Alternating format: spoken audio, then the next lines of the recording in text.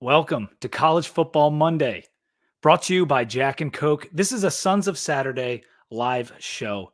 I'm your host, Pete B, and just like last year, College Football Monday is going to come to you each and every week to tell you what's been going on the national landscape of college football, while also giving you a heavy dose of what the Hokies have been up to. However, this year, we're going to do the show at night. As you can see, we're coming to you at 8 p.m. instead of 9 a.m. last year.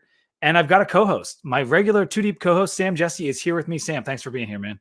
Dude, I'm excited. More football talk. Cannot wait. Yeah, we're going to do a lot of football talk this year, me and you. And I'm really happy because you love college football on the national level. You know a lot about it. Perfect person to help me shoulder the load this year because it's a lot to do it all last year. And so this is awesome, man. And in this episode, we're going to recap this past weekend's action. Week 0 happened. There were some games, and we're going to discuss the ACC hierarchy in view of what happened on the field, where it stands after what went on in Dublin, as well as provide our first 12-team playoff predictions. I know Sam is pumped up about that. Yeah, I put out what the college football program power ranking, whatever you want to call it, what that model spit out. And now I have what I personally think about it. So I'm interested to see if I can beat my own model this season. Who knows? All right. And before we can do any of that, we have to bring on our first guest of the season. Let me add him to the screen.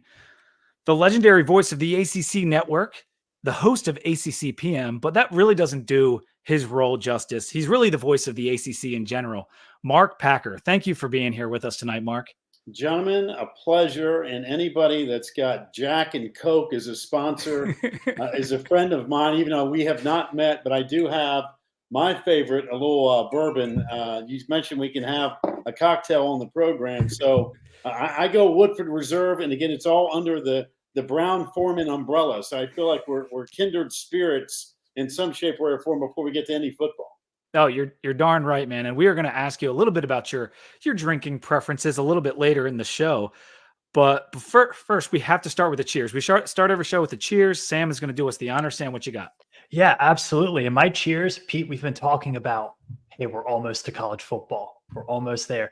This cheers, we're there, buddy. We had an awesome week 0. 3 of the 4 games were determined in the last 2 minutes.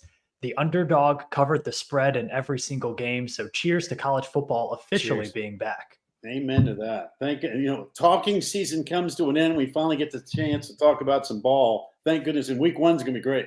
Yes. Oh my gosh. Yeah. We have a good lineup of games this week.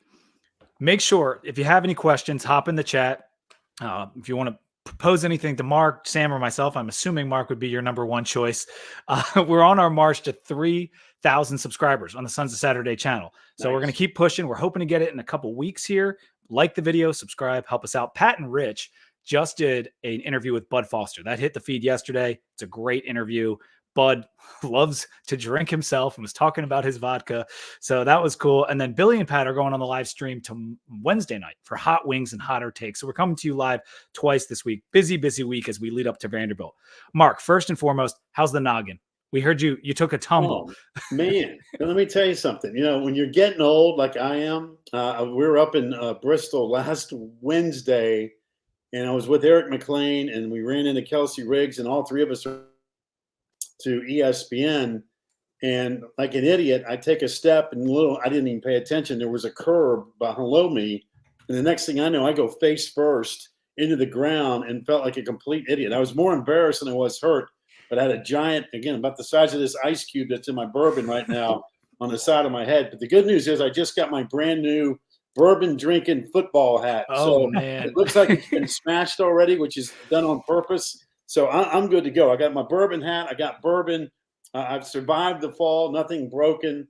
No concussion. Showed up and all that stuff. But I was more embarrassed than I was anything else. But that's part of the deal when you start getting old, guys. You guys don't have to worry about that for another 30 or 40 years. But trust me, getting old stinks. We will see. We'll see about that. But I wanted to know, is that hat for Atlanta? Are you going to Atlanta this weekend? I am. I'm going to NC State Thursday. We're live from Raleigh, and then we'll be live Friday from Georgia Tech, and of course Clemson's down there playing Georgia too. So, once the season gets here, they keep us on the road pretty much. I mean, we'll be somewhere every Friday and Saturday for ACC PM and the huddle and all that stuff. So, that's the best part. As you guys know, you go through the middle of the summer and it's like, oh my God, only 100 days till kickoff. Then it finally gets here, and it's amazing how fast the season goes by. I mean, already even like today, people were talking about, is Florida State out of the college football playoff after a loss and all that stuff. It's like, man, we spent all summer waiting for the season to start, and then it does, and we're more concerned about who's going to be in the playoff in December. So again, you just got to enjoy the journey. And again, I know what you guys are doing up in Blacksburg and for Virginia Tech, a chance for really a special year for the Hokies. Yeah, we want to get your opinion on some of that, but I know you and several others were kind of carrying the flag for the ACC after Florida State got left out of the playoff. And that had to even continue into basketball season, into the March Madness selection process. And I don't know if I should bring it up, but some of your tweets throughout that time period, especially with the quote tweet of, I think it was Rothstein, where it was like, this tournament, and you had the exposes frauds text, which was a classic. Well, like I know all the ACC fans were just loving that. Do you feel as an employee of ACC Network, the responsibility to defend the conference a bit? Do you feel that on your shoulders? Well, it's in our best interest if the league is successful. And it's true whether we're talking about football, basketball, women's hoops, tennis, fencing, you pick a sport that the league's participating in. When those teams in the league are doing well, it makes life so much easier for us. But I think there were some things going on, in my opinion, some narratives outside of our control that were just, quite frankly, nonsense. And, if people only say something and have a hot take just so they can get clicks, hey, I get it. I understand the world that we're living in. But these were people of credibility, people that I respect, that were making such ridiculous, outlandish comments that after a while, you just got to say, hey, I'm just going to call it like I see it. And when it came into I thought, again, I still think Florida State got absolutely hosed. I mean, you can't convince me in a million years, in 10 years of the college football playoff. And I've gone through the mock process. I think the committee, quite frankly, has always gotten it right, except for the last week this past year. And that is that, hey, if a team is ranked in the top 4 heading into the college weekend of championships, which was the case for Florida State, and they were in the top 4 and they win, and they're 13-0, I don't care what anybody else does. They have to be in. Now, you may not say that they might, without Jordan Travis, they're not one of the 4 best teams. I could buy that. But my opinion really was irrelevant. It was the committee that told me after Florida State had beaten Florida heading into the championship game against Louisville, the committee is the one that told me that they were one of the 4 best teams. So I thought the committee absolutely hosed Florida State. And then March Madness got to be stupid. I mean, people were trying to tell me the Mountain West Conference was better and deeper than this league. Listen, I've been on the earth for almost 62 years, and in all 62 years, the Mountain West Conference has never, and let me emphasize the word never been better than the ACC. And I'd be willing to bet for however many more years I have left on the earth, it will still never be better than the ACC in basketball. And then we get to March Madness, and the league basically makes everybody look like a fool, but I didn't see any apologies. And whether people know it or not, Mark was on the radio in the Carolinas and then on Sirius XM for a long time. Like, your ACC basketball, and it's that was a lot of craziness. And then we proved it in the tournament. The teams really came to play. I mean, and that's the thing that's so great about sports. I mean, listen, all 3 of us may have a completely different opinion on Virginia Tech football or the ACC, or if Georgia's number. I mean, we can come up with 1,000 things where all 3 of us disagree. But the beautiful thing about sports is we're going to play it and we're going to keep score. And it does matter at the end of the day who's got more points. And so as far as ACC men's basketball, I think for the last couple of years, the committee has done them a disservice. I thought some of the comments by Joe Lunardi and Rothstein were so out of line with almost an agenda, if you didn't know any better. It felt like it. It did feel a little bit again, like listen, I'm not telling you the ACC is the best league and everything. I'll be the first one to tell you when it's not. But to be treated like it's like a group of 5 football conference, or, hey, this is just a new league that just got started. I mean, people need to pay attention to what this conference is all about. Yeah. Well, let's go into that a bit, because obviously a lot new in the ACC this year, the additions of California, Stanford, and SMU. And that was made in an attempt to bolster the conference, become a coast-to-coast conference, not just an Atlantic Coast conference. They might have to work on the name a bit. is it going to be enough to keep up with the SEC and the Big Ten, specifically in football? Because it feels like, and I don't mean to disservice to those teams. I actually think Cal and SMU are going to be pretty good, but it feels like grasping at straws a little bit here. I'll be honest with you. I don't think the league will catch the SEC or the Big Ten. And, the additions of those teams are going to help generate more revenue for the league. Whether it creates additional games of interest, only time will tell. I mean, I hope so, for everybody's sake that loves to follow the ACC. But, the Big Ten and the SEC, to their credit, have done great jobs in negotiating their television package. The ACC signed a long-term package that, gave them stability, but also put them at a disadvantage being able to renew and have additional negotiations to generate more dollars. So, listen, there's nothing bad. I mean, what's bad about being the third most richest conference in college sports? I mean, the league last year generated more money than it ever has ever. With the help of the ACC network, which I just read that article, no and doubt. That was congratulations, because that was a nice little like review almost. And well, I mean, I had nothing to do with it. I'm still doing a show from my basement, but the really smart people are out there, generating the revenue and all that kind of stuff. But for people to say, "Hey, you have to catch the SEC," I understand why schools want more dollars. I get it. I really do. I mean, this is a business. But quite frankly, if it was all about who's got the most money, then I guess Texas and Texas A&M would be winning every national championship in football. And until last year, I'd never seen Texas in the college football playoff. I still haven't seen A&M in it, and they've got more money than God. So just because you got all the cash doesn't necessarily mean you're going to win anything. Yeah, it's not just having the money. You have to spend it wisely. And you know what? They're spending $75 million on a coach that's no longer their coach. Exactly right. I mean, and listen, the ACC, when you start talking about winning national championships, there's still only one league since 2015 that's won the national championship in football, men's and women's basketball, and baseball. And it's not the SEC. It's not the Big Ten. It's not the Big 12 or the Pac-12. It's the Atlantic Coast Conference. So, everybody makes a big deal about that. And again, if I was an athletic director, I might have a different stance because you're looking about maybe your arch rival in state for argument's sake. And if they're a different revenue stream, I get all that stuff. But quite frankly, it's all about, number one, graduating your kids and putting a good product on the field or on the court. And I think the ACC's done that. Yes. And I don't know, like, we are not pulling the wool over our eyes with regard to the ACC. We know there is a lack perhaps of elite teams and BCS bowl wins back in the day, and now berths and all the stuff they were basing the revenue split on in the playoff.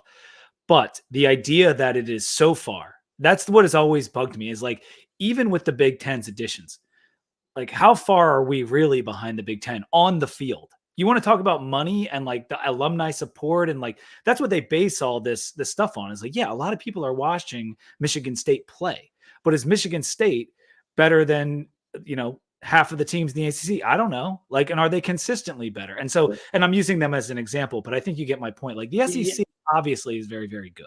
Right.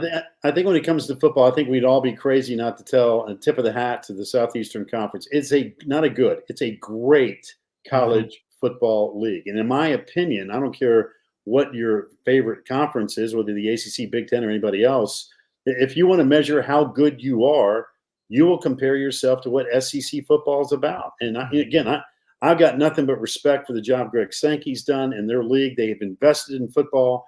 They have a natural passion. Their fan bases are great. Their stadiums are great. They recruit at a ridiculous level. They put more players in the NFL. They get all that. I mean, no knock on all of them.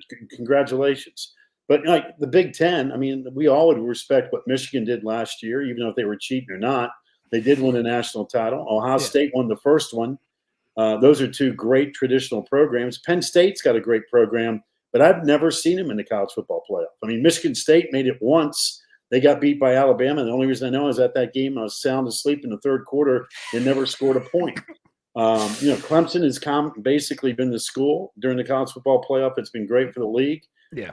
Florida State needs to get back. They should have been in it last year. But we need more teams, quite frankly, in this conference. And this may be the year. Virginia Tech, obviously one of those teams. Miami looks like on paper, again, They could be in a position, even though Florida State lost over the weekend. We know how good they are. Clemson's got a tough choice this week against Georgia, but you know what Dabo's built? Those are the four great brands, if you will, in ACC football. And we really need them all to be good at the same time. And that has not happened. I know David Teal wrote an article about that recently, and he was spot on. It's been a long time before you had that combination of Miami, Florida State, Clemson, and Virginia Tech. And again, if you get an NC State or a North Carolina or a Louisville or anybody else, Georgia Tech after what they did over the weekend, if you could throw them into the mix as well, the more the merrier. So that's what needs to happen for ACC football. Yeah, and go ahead, Sam. No, and it feels like this season is setting up for that. I don't think since, probably since the beginning of the Justin Fuente era in Virginia Tech, and I know I have such a hokey calendar in my head, but since then, it doesn't seem like that selection of teams has been poised to be top 25 teams altogether. And you throw in an NC State who's been at the 8-9 win mark and looks very, very good for this year. And you throw in a Georgia Tech team who, even with one of the toughest schedules in the country, looks like they're going to be a bowl team. You have to feel good about the ACC's opportunities to be a highly ranked conference this year. And I think with all of this noise about conference realignment, fans are paying attention, conference commissioners are paying attention, TV execs are paying attention as well. I think this is a really big opportunity for brands like Virginia Tech, like NC State, who are not as big national brands, but have always put together good products and have really loyal and passionate fan bases. So I think there is a little bit extra ante to ACC football this year, even though they don't have the national title contending team per se. Who knows? Yeah, Sam, I think it's a really pivotal year, to be honest with you, because you add these new teams. Again, I don't know what SMU is going to do. They were fortunate to get by Nevada. They didn't play particularly well. Not but at I all. look at their schedule, and I'm like, gosh, look at all the teams they get to avoid in their season. So, you got to be good. That's a given. But you also got to get a little break in terms of health. The ball bounces right, and the schedule's got to be right. So, to me, that's one of the reasons I'm high on Virginia Tech and NC State in particular, because I think, number one, those teams are going to be good. And number two, I think the schedule works out. Listen, Florida State's loss over the weekend to Georgia Tech. Can I just pause you? Can we talk about GT Florida State? And we'll kind of go into that because I want to go back to the big picture after we kind of discuss what happened. I know you just talked about it for like 3 hours on ACC PM. So what do we do? You know it in and out, and they beat Florida State with that last second field goal in Ireland. And it was a fun game. Like I would say it was a fun game. And like, I want to get back to the ACC hierarchy because that is so important to Virginia Tech in this season. But the two quick scores by both teams, it's a Saturday game and the first one of the year, and everyone's watching. You commented on the way DJU was able to lead them back and tie the game at the end. And I was just curious on your thoughts on him and how he played in his first game back in the ACC. I thought he was okay. At Clemson, he was okay. He'd give you moments where you're like, wow. I mean, it's not like we saw the first night when he played against Notre Dame, filling in for Trevor Lawrence, and you're thinking, oh my God, who's this dude? Is he not going to be the next great Heisman winning ACC quarterback? He'd never lived up to those billings. He was okay, but I don't think he's the reason Florida State lost that game Saturday. Going into it, I thought Florida State's defensive line was going to be touted as one of the best in the country. I mean, there were some people who I really respect their opinion, thought that's the best defensive line in the country. And I watched Georgia Tech just maul them. I mean, they just absolutely mangled them up front, and including their linebackers. I know they got some new guys in after losing a couple guys who were really good players at the linebacker position a year ago. But I was really impressed with the way Georgia Tech responded. And I think the cool thing about that game was that it was a great game. I mean, that game felt like it was in the middle of October or maybe early November in terms of the quality of play. And, normally sometimes you get some of these games in week 0 and week 1. It looks like, these guys haven't played. It's a dud. Yeah, we've had a bunch of duds in Ireland. Right. I mean, you just kind of get one of those things, don't get the kinks out. That game was played at such a high level. And I was so impressed with the way Georgia Tech, who couldn't tackle me last year, I mean, they held Florida State to 98 yards rushing, and they gave up 58 in the opening drive. Again, I was just really impressed with the way Georgia Tech played and responded. And I thought DJU's drive in the fourth quarter, showed you the upside that when he's good, he can be really good. He's just Yeah. wildly inconsistent. I just don't know if Florida State has the wide receiver core they did a year ago. Now, maybe that'll develop as the year goes on. Mike Norvell's a really good coach, but I came away thinking, man, Georgia Tech, I know their schedule is brutal. If they had an SMU schedule, you'd sit there and look at Matt, man, Georgia Tech's team is going to be in Charlotte for crying out loud. So, again, it's going to be a wild ride in the league. I truly believe there's 6 or 7 teams that can get to Charlotte, punch their ticket, and get in the college football playoff. Yeah, Haynes King didn't throw a touchdown pass in the game, but he was pretty efficient, and he led a pretty clutch drive of his own to run out that clock. Yeah. Jamal Haynes picked up right where he left off last year, 90 yards total and 12 touches and 2 touchdowns. Does this mean, like you talked about the schedule for Georgia Tech, do you think after watching them and the way they are, like, because we knew they were going to have a good offensive line, be good up front, but like that was really impressive. Do you think they can compete for the league title, or would that be an overreaction? I think it's an overreaction. I mean, listen, Coach Key's built, and you guys are going through it with pride at Virginia Tech. What he inherited. I mean, he's had 10 underdog wins. I mean, he's 5-0 against ACC ranked opposition since he took over, and he took over a dumpster fire. That is an impressive number. And the way he's recruiting, again, a great academic school, but they're building it inside out, which I think is the way to do it. And they're tough, they're physical, their coach wants to be that way. Haynes King's been a great addition to the transfer portal.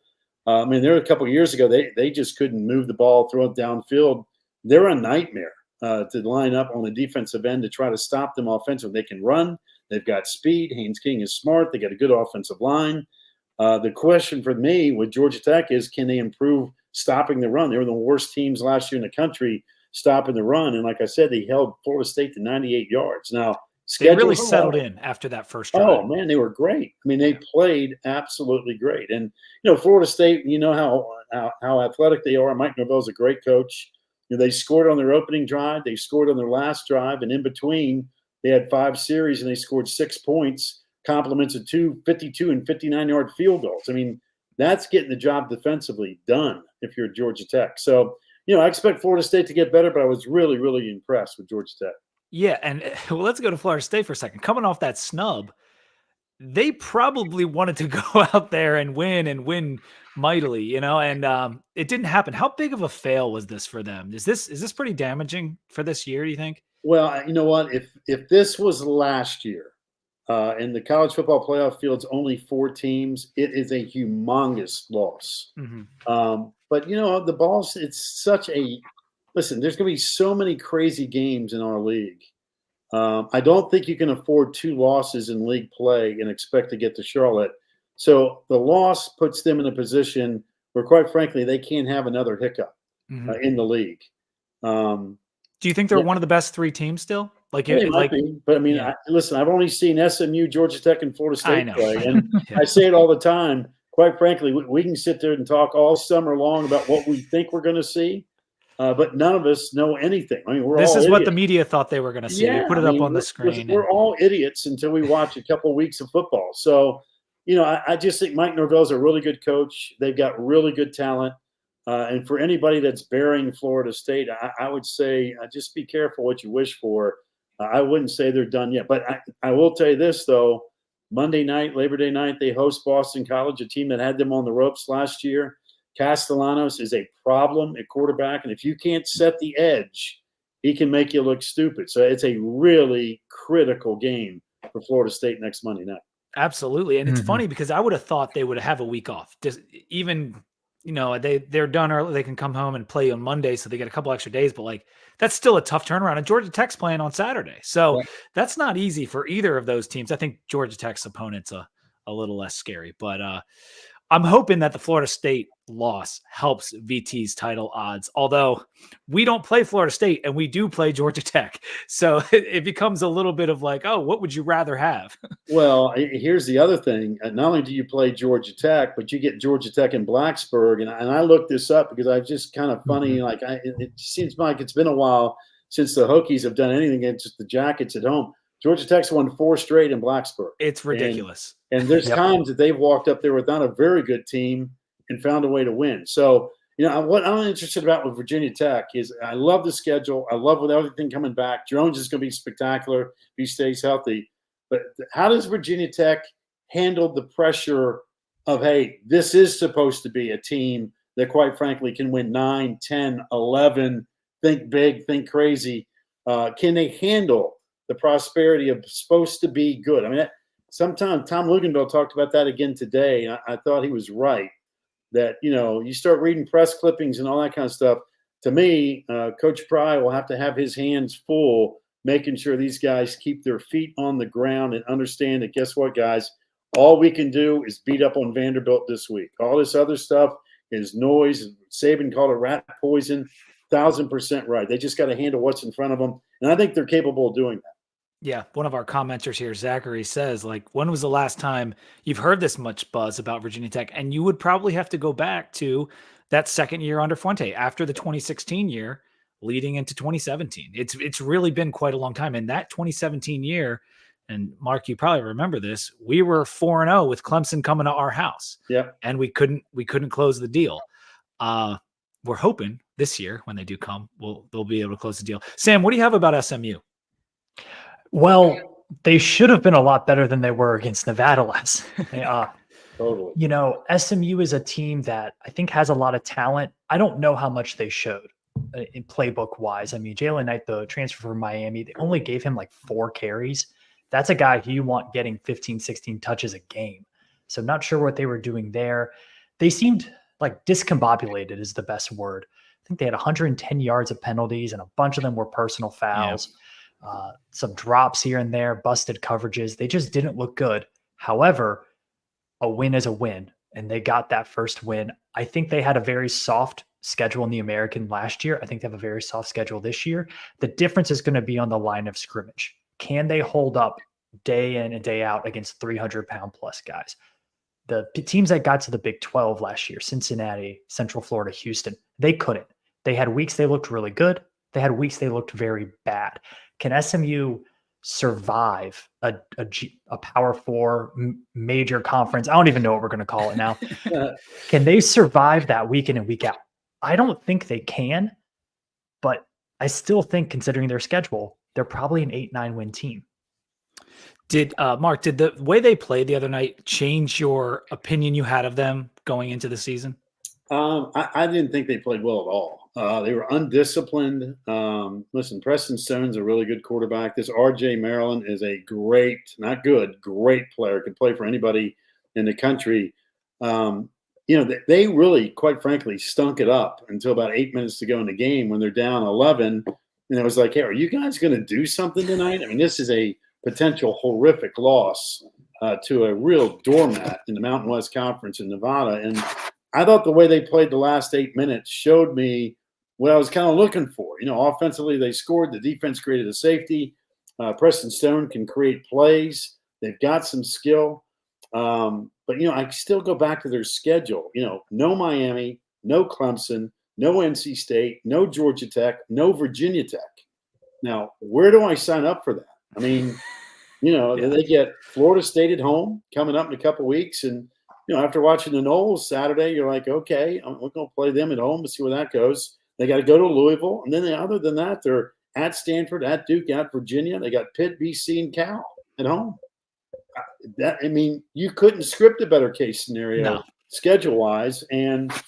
But the way they played Saturday, they can't run the table with that effort. But I thought the last 8 minutes, they at least gave you a dose of what could potentially be the case for them. But again, I think there's 6-7 teams that, you win the close games, you stay healthy for the most part, you can get to Charlotte. It's going to be the most wide open ACC race I've ever experienced.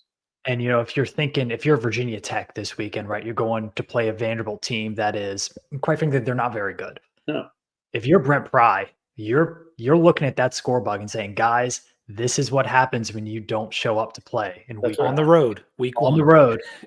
This is what happens. And so maybe that'll be a good wake-up call for some teams. So thank you, SMU. We might be thanking you at the end. Yeah, really, at the end of the day, the object's to win. When we get 2 or 3 weeks down the road, I promise you, there won't be a single person that talks about Yeah, but did you see how SMU came back and beat Nevada? I mean, nobody will be talking about No. that. It's a win, and you move on. And at the end of the day, Rhett Lashley be the first guy to tell you, hey, we were undisciplined, 11 penalties. That's not acceptable. Did stupid things, didn't play very well, didn't tackle well, but you won the game. And that is the most important thing. And if you're Virginia Tech this weekend, you go on the road to Vanderbilt, you probably have more fans there than they will. The object's to go out there and just punch them in the face and then move on to next week. Yeah, and that could end up being a great thing for SMU, is that close call, because you're right. You win the game. It's not a disaster. You won. You looked like crap, but who cares?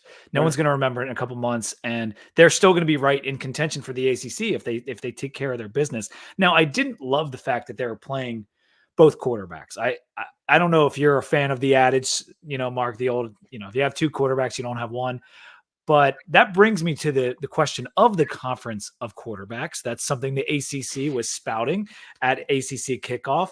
And I grouped these with the Davey O'Brien preseason watch list. Like, these are the guys, because if you go to the Johnny Unitas, there's 13 guys on there. That's not, and I'm not sure all those guys are very good. If you come to the Davey O'Brien list, I think you kind of have your class of the conference here, and Klubnik and DJU, Haynes King, Ward, McCall, Stone, McCord, and of course, Kyron Drones at the bottom there. Do you think, we thought the QBs were going to be really good last year? Yeah, and Brennan Armstrong disappointed, Jerkovich disappointed, Tyler Van Dyke never kind of lived up to what we thought he could be. Do you think this group will fare better than the previous year? I do. I think Cam Ward has a chance to be dynamic. I think Grayson McCall is going to be a really good fit at NC State. Haynes King, we've watched him improve. The million-dollar question at Clemson is Cade Klubnik ready to take the next step? I mean, just wildly inconsistent last year. I think the guy you got right there in Blacksburg's got a chance to have a spectacular year, given what's going on. Kyle McCord's got weapons too at Syracuse. So, yeah, I think this league is loaded at quarterback. Doesn't mean they're all going to have unbelievable years, but I do think you've got at least 5 or 6 that are going to have really big years. And again, if you got a quarterback, you got a chance. And for all these teams that are, whether it be Pitt or North Carolina or Wake or Cal, they're trying to figure out who their quarterback's going to be. Doesn't mean they don't have the answer. Maybe one of these guys will just flat out outplay everybody, and down the road we go. Like I had a chance to go to the North Carolina's camp tour when we did our ACC network road trips. And Max Johnson looks the part. I mean, he walks in the door and he's 6'4" with a ton of experience. They got all kinds of weapons, a great running back, big offensive line. I mean, I expect him to have a really, really good year, whether he gets to start or not. So we'll find out more about the Heels coming up Thursday night, and in a very important game on the road at Minnesota as far as the ACC narrative is concerned. Yes, indeed. I want to get back to that narrative shortly, but Max Johnson's interesting, an interesting case too, because that's another former Texas A&M quarterback that found his home here. Although at ACC kickoff, I think UNC brought a couple of quarterbacks, but Max Johnson was always believed to be the guy. Yeah, I mean, listen, Connor Harrell played in the bowl game. I had a chance to interview him too. He has a totally different game, much more. He's got more speed. But has experience throwing the football. So, again, Mac Brown's a Hall of Fame coach. He's only won about 8,000 more games than I have. So he'll have a chance to figure all that stuff out coming up this week. Sam, if you're looking at this list of quarterbacks, do you think that the ACC Player of the Year is on this list, or do you think it's coming from somewhere else? I think it's on this list. I think we've talked about scenarios for the season. Does Miami finally live up to the hype? Well, then I think you're thinking Cam Ward. Does the revenge narrative work for Florida State? Then you're thinking DJU. After last week, I don't think that's happening. I don't think Haynes King is happening either. He just doesn't throw the ball enough. I think, and this again, take off orange and maroon glasses. We talk about that all the time, Pete. I think Kyron Drones has an opportunity in this because the storyline is there, right? Bringing Virginia Tech back to glory. The way he plays the quarterback position is so attractive to voters of awards like this. And I think it is so fun to watch. So I think those are all great options. The sleeper, though, is Grayson McCall at NC State. If he can stay healthy for 12 games, it's something he's really struggled to do since that COVID year at Coastal Carolina. He can put up some numbers. Concepcion is a phenomenal playmaker. They did really well in the transfer portal. The offensive line, hopefully, should be a little bit better. They're going to be in more shootouts this year with a lesser defense than they had last year. So Grayson McCall, NC State, I feel like they're kind of a sleeper team. They were talked about a lot in the spring, haven't been talked about as much in the month of August. Could be him. Yeah. No, we talked about Grayson on our last show, and someone brought up Preston Stone in the comments of our last YouTube video. And I said, yeah, that's not a bad pick. And then I watched what happens the other night. And it's not so much just that one game, because as Mark said earlier today, you can't take too much from one game. You just can't do it. However, if the coaching staff alone doesn't perceive him to be good enough to leave him on the field for every snap, I don't think he's ACC Player of the Year. Mark, I'll ask you the same question. Do you think the ACC Player of the Year is on this quarterback list here? Probably. However, I will tell you, this league's got some great backs. Really good. I mean, Omarion Hampton is a Sunday dude. People are going to find out that California's got Jade Knott, and he can play on Sundays as well. Yeah. If Clemson's going to come back and be the Tigers of old, in all likelihood, Phil Moffitt is probably going to have a big year too. So, I mean, if you're a betting man, normally the quarterback's going to get all the love if a school gets to the ACC championship and wins it all.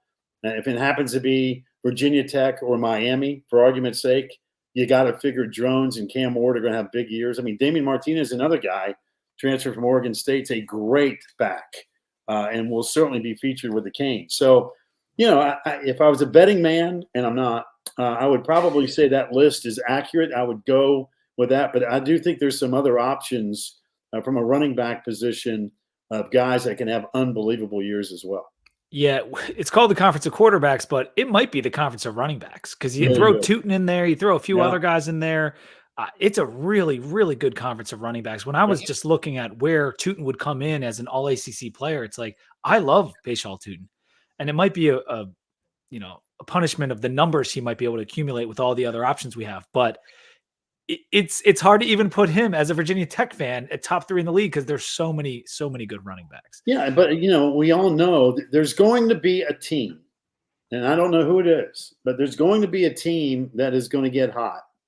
And maybe it's Georgia Tech based on what we saw, but even though I think their schedule is too difficult. But I just love the schedules for Virginia Tech and NC State to go on crazy runs. And I know Kirk Herbstreit on Saturday I think he said North Carolina was going to be 7-0 going to Florida State. He might be right. They also might be 0-1 Friday morning when we go and grab breakfast at Carol Lee Donuts. So, I don't know how any of this stuff's going to play out, but there's going to be a team that none of us are really paying attention to that think, they could be pretty good, that are going to win all the close games. The ball's going to bounce right, and you're going to sit there and go, wow, they're out of sight. And I just think there's so many options in our conference this particular year, more so than ever before. It used to just be Clemson and everybody else, and then it was Florida State and Clemson, and then maybe somebody else. Man, I'm telling you, there's easily 6 teams that can get there. And, here's Louisville that kind of proved it last year. And I would jumped on Louisville's bandwagon a year ago and said, man, their schedule, Jeff Brom's going to coach them up, and they're going to win a bunch of games. And lo and behold, they got to the ACC title game. And if Tyler Shuck can stay healthy, I mean, they're the ones kind of flying underneath the radar that already proved they can win double digits and get to an ACC title game. So there's all kinds of options out there. And that, to me, that's the fun part about following this league and college football, that I think the ACC is probably the most unpredictable of the Power 4 leagues, because so many different teams can win this thing. Mark, you've talked a lot about the schedule and like how the schedule is going to play out for teams. Does it feel like that's going to be the future of the ACC, at least for the near term, is you have your big recruiters, Clemson, Florida State, Miami, and then it's, okay, who's old and who has a good schedule and who has the quarterback coming back, and that's your 4th team, right? I think when you have 17 teams in the league, and it's true whether it be the ACC, the Big 10, the Big 12, whatever, the schedule is going to come into play more so than ever before. It doesn't necessarily mean you've got the 2 best teams playing for your conference championship. It's the 2 best teams that have earned the right based on their schedule to get there. So, we'll see how this thing plays out in due time. The big brands are still going to recruit well and do their thing, and that's no surprise there. But I do think the schedule plays the most important role in all this stuff. I mean, and like I said, if you after watching Georgia Tech play, if you told me Georgia Tech gets SMU schedule, we wouldn't be talking about SMU. We'd be talking about Georgia Tech already putting Florida State in the rearview mirror. And what else do they have left? I mean, they're looking at going 7-1. I mean, if they had our schedule, I mean, I'm Right. not, Oh, yeah. you know, like VT, Right. like we know we have a favorable schedule this year. And if Georgia Tech had Miami and say the Miami game was their FSU game, that means all they'd have left was Clemson in terms of Right. like the game they're not favored in. Right. Like that would be pretty Right. nice I for mean, Georgia Tech, but that's not it. Right. And if you lost it, you go 7-1. You say, all right, I'll tell you what, I'll take 7-1 and post it in the clubhouse and let all you guys go play. Because I don't think any of you are going to go 8-0. And guess what? I'll be tied for the lead in the clubhouse at 7-1. And you got to look at it that way. And you I'm gonna look on finish. the flip Sorry. side of the schedule real quick. A program like UVA, who is trying to build up to something. It's a pivotal year for Tony Elliott, and they have a really tough schedule. It's rough. And they have to play Notre Dame out of conference as well. So it works both ways and on both sides of the standings. Yeah, and as far as Virginia goes, you know, Tony Elliott is a great guy. I've known him for a long time. He's a really good football coach. But you look at their schedule, the second half of the schedule is absolutely brutal, which puts so much pressure on them early. And I know Calandria is going to get the start at quarterback.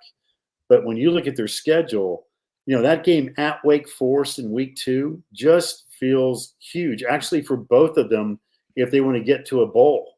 You know, all of a sudden, Maryland in week 3, even though it will have no bearing on your conference race, it's the kind of game at home that your fan base expects to win, especially against an old ACC foe. So I think there's a lot of pressure on Virginia early to show some signs of life, because if they don't, and you just look at that schedule from October the 19th on, you're like, man, I wouldn't wish that on my worst enemy. So Tony's good people, but Virginia's going to have to show me something early in the season to show some excitement. Don't mess around with Richmond. I'll tell you right Right. now. Don't mess around. Mess around with Richmond. I mean, you guys know. Listen, I mean, when Virginia Tech goes to Old Dominion, you'll be like, "Oh, here we go again." Like, I mean, absolutely. You know, Don't remind us. And everybody's got one of those where you're like, "I don't know what it is, but we just have to figure out a way to get the W, and you move on to the next week." At the very least, I thought Elliott made the right decision announcing Calandria as the starter. When they were taking Musket to ACC Media Days, it was a concern because I just think the upside and the playmaking ability is better with Calandria. And I'm not rooting for UVA, but if I was, I would want Calandria to be my starter. And Mark, can you stick with us through this quick Jack and Coke commercial, and then we'll talk some bourbon? I'll be here all night if you want. I've got bourbon and I'm in my house. I mean, how much damage could I possibly do? As I said at the top of the show, College Football Monday is brought to you by Jack and Coke, 2 legends, 1 can. Jack and Coke, the #1 cocktail in the world, is now available in a can. As Mark said, he's a big fan of it as well. Yep. And Jack Daniel's Tennessee whiskey mixed with Coca-Cola or Coca-Cola Zero are available in a can at your local grocery store, convenience stores, whatever. 2 legends, 1 can, Jack and Coke, ready to drink. RTD, remember that. Those are all those drinks you see. Don't, like I said, you don't want to mess around with Richmond. Don't mess around with any of that frou-frou stuff. Go for the Jack and Coke. Make it nice and cold. Get it to your tailgates. It'll treat you right. And as always, please drink responsibly. This is the point in the show, Mark, where I ask Sam what he's drinking, and then I'll come to you. So prepare a statement on whatever bourbon you got over there. Go ahead, Sam. It's easy. I'm sticking with the pineapple wheat ale from Virginia Beer Company up the road in Williamsburg. I had on the last Two Deep show. It's really good, crisp, fruity, end of summer. So I'm sticking with the pineapple one here, but we will get into some autumnal beers soon, Pete. It is almost pumpkin beer season, buddy. I just picked up an Oktoberfest and a pumpkin from my brother-in-law yesterday, and I'm pretty excited about it. Mark, what are you having over there? This is my go-to. 1 ice cube, 1 big round ice cube. I love Woodford Reserve Double Oaked. When I need to just chill out and sip, watch dogs play, watch the sunset go down, watch 1,000 football games all at once. For me, Woodford Reserve Double Oaked is my go-to, always. I bought that for my cousin. I was best man at his wedding, and that was my gift for the groomsmen room. As I walked in, it was the Double Oaked. That's what I went with, and it does go down smooth. It's a good bourbon. And are you a beer guy at all? Will you drink beer here and there? Occasionally, but I really love bourbon. Okay. You know, Don't ask me why. No, I mean, listen, as Tech fans, we love bourbon as well. Sometimes it's got a turkey on the bottle. That's kind of what we tend to reach for on game day, get that wild turkey 101 in our system and really my go wife, crazy. who is a Hokie, by the way, That's right. Again, outkick my coverage. She's actually the biggest beer drinker in the house. So I've got of course, I'm down here in the basement, and we have a refrigerator right to this door that is loaded with all my wife's beer. So she's the one that drinks the beer. I drink the bourbon, but whatever makes you happy. I mean, this sounds like the kind of woman that we'd like to meet someday. A Hokie who loves drinking beer, like we can get into that. Loves it. She's the absolute best. So Mark, I had a question here just about your favorite town to visit in the ACC that's not Blacksburg. I'm going to pencil you down for Louisville. Is that okay? It's funny. My wife and I just we went to Italy. We had an Italian trip, and I love Italy. And I'm taking Italian lessons and trying to figure all that out. And we went to Italy in May, and we were in Rome for 2 days. We both got so sick we had to come home. So we had to cancel the entire 2-week trip. So it was like a long weekend in Rome. So we came back, and in the middle of July, since we had so much time off when the show goes black, we decided just to drive up to the North Carolina mountains, which I love, and just disappear and do nothing. Then we eventually drove to Louisville and did the Bourbon Trail. And so that was the first time I'd ever done that. And Louisville's a good town. Louisville's a very underrated ACC town, in my opinion. It's got good people, great restaurants, great bourbon, obviously. Their football facility's great. Their basketball facility's great. Their baseball's great. So if you got Louisville on the to-do list on the road trip, I would highly suggest to me, it's one of the most underrated ACC towns to go to.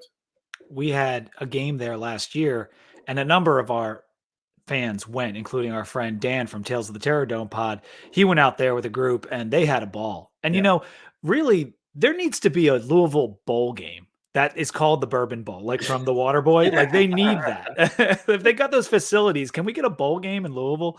Or maybe just the game between Tech and Louisville should be called the Bourbon Bowl. I don't know. Like I'm all for it. Well, I'm drinking Guinness. This is in honor of the Ireland game that we just had. I had the draft stout here. I'm not going full McAfee. You should never go full McAfee. You're only 29 and a half behind him, based on what I see.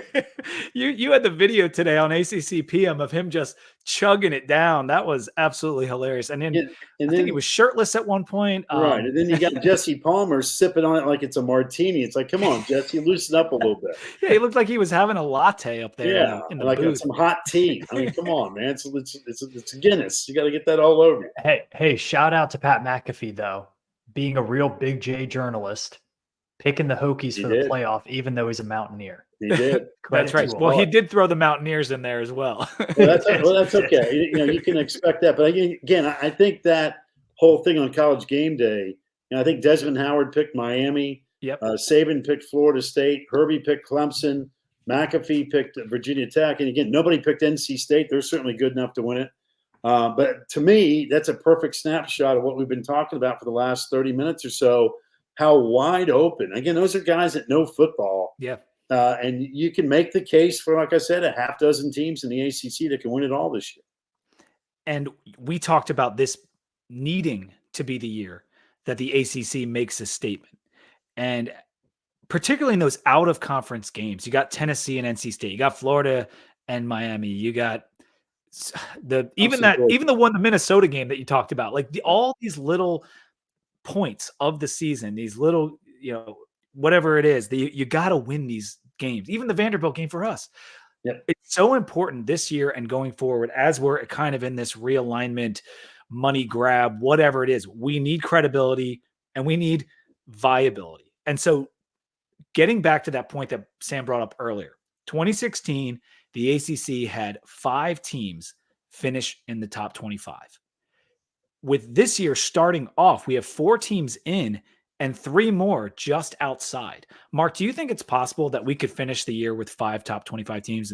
And how likely is that? I do think that can happen. And then, all of a sudden you see Georgia Tech win, and, they weren't one of those teams on the fringe like SMU and Virginia Tech, et cetera. So, I think so. But, for that to happen, you're going to have to be 9-3 or better, right? And, when you start going through all these schedules, somebody's going to lose. We could sit there and say, BC is a team that can win 7 or 8 or 9 games. Well, they might. They may also go 4-8.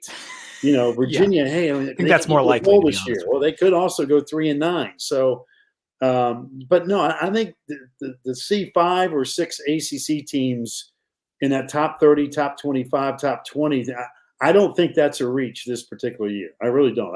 I think that's all doable. But the point you made, though, regarding there are certain games you have to win. And for a team like Virginia Tech, you just can't lose to Vanderbilt. When Rutgers comes to your place, you got to punch Rutgers in the face and go, hey, no disrespect. We're going to treat a middle-of-the-road Big Ten team in our house and in that environment.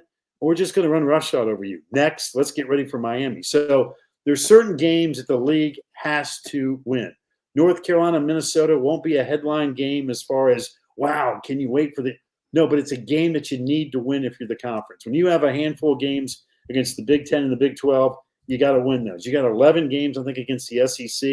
Much like last year, the ACC had a winning record against the SEC, but it still didn't help Florida State in that narrative at the end of the day. So, the only thing you can do is win the games that matter, and that's certainly important for the conference. And isn't BC playing Michigan State this year, Sam? They are. Yeah. So there are so many odd ones out there, and because we don't play 9 conference games, there are a lot of opportunities to either succeed or fail when it comes to those games. Go ahead, Sam. And Missouri.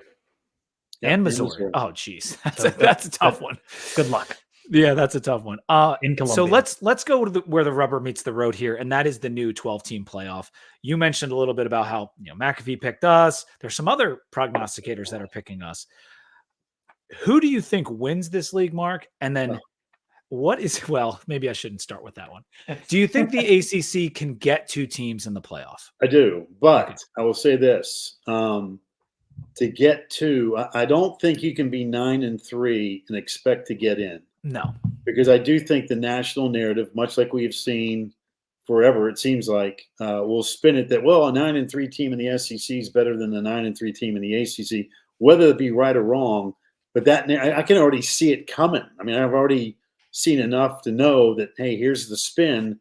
So I think you got to get to double digits. And so when I look down the schedules again, assuming I'm going to think positive that, hey, everything's going to work out, I think there's a handful of teams that can get the double digits. But you got to have something on the resume if you don't win the automatic bid by being the conference champ. And that's why Virginia Tech must beat Vanderbilt, must beat Rutgers, take care of business, because if you don't win the conference, do you have enough meat on the bone? Who's playing somebody of note in your non-conference schedule that if you didn't win the conference, you could at least look back and say, yeah, but you know what? Clemson beat Georgia, or hey, Florida State beat Notre Dame, or NC State beat Tennessee, or Miami beat Florida. You know what I mean? You got to have those kind of wins on your resume, assuming you do not win the conference championship. So can the league get 2 or more? I think that's the goal, and I think it's possible. I really do.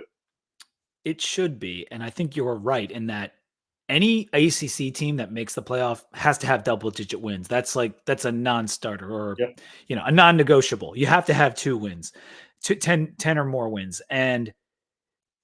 or you have the scenario where a team sneaks its way into the ACC title game and they beat a 12-0 or an 11-1 team, and then that team gets in. But even if you're 11-1 and you lose that game, you know what? At the end of the day, we know who the automatic qualifiers are. That committee is going to look and say, okay, that team got to an ACC title at 11-1 and lost, so they're 11-2. Who did they beat? Mm-hmm. If that's SMU, they're going to go down that schedule and go, well, they beat Nevada. They didn't see Miami. They didn't see Clemson. They didn't see Georgia Tech. They didn't see Virginia Tech. So you got to have something on the resume. That's why scheduling is important. And beating teams of note is certainly paramount. It's funny because that Florida State loss, as I said earlier, it kind of hurts the reputation of the conference because they are one of our flag bearers. But if you're looking at it from Virginia Tech's standpoint, that improved our strength of schedule. And that's the kind of thing that you're talking about. Like if the teams that are on our schedule happen to get more ACC wins at the end of the year, and if we're 10-2 and miss the ACC championship game with no chance to catch a third loss, that might be one of the best case scenarios. You know what I mean? Yeah, you have to root. I mean, I know that goes against the grain for a lot of fans to root for other teams, but you do have to think that way, just as a plan B if you don't win the ACC championship and get the automatic bid. I mean, you want to have all those teams like a Clemson fan. You would never root for Georgia or for South Carolina, but the best thing you can do is root for Georgia and South Carolina once you get done playing with them. So. So that's going to be the true for Virginia Tech. It's going to be true for anybody that thinks that, you know what, we're a top 20, top 25 team that could get to the college football playoff. And I think Virginia Tech certainly falls under that category. But you can't lose to Vanderbilt. You can't lose at home to Rutgers.